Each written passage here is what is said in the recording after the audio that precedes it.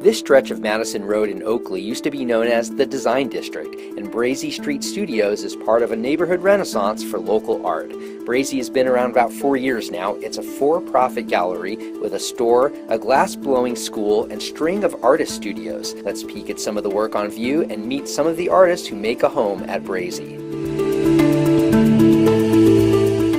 At Gallery 101, we're lucky to have a really open mission as far as what the gallery can be. We use it as a tool to bring new artists in, specifically local artists.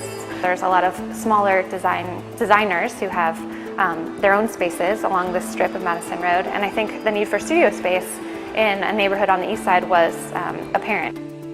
I started mosaics maybe like 10 years ago. I started doing mosaics with broken china. I was in medicine for 20 years. I was a surgical physician assistant, but I always painted, and then I got into mosaics. So I've always loved art.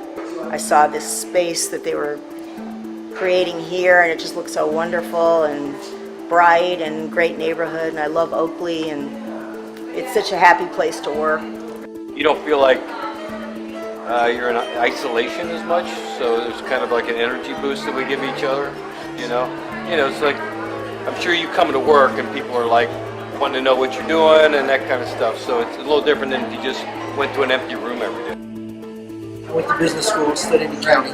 I met this creative hairdresser. She always painted, dragged me into this, you know.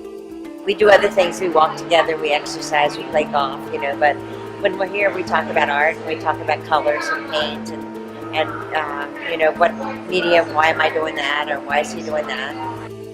A lot of our classes focus on functional items like plates or bowls that you could create here, and a lot of them are more sculptural or artistic or conceptual depending on the technique that you might be using. So that transfers over into the gallery and what we show here as well, and we really believe that craftsmen are artists in the truest sense. They take pride in their work just as any fine artists would, so we hold them really very equally.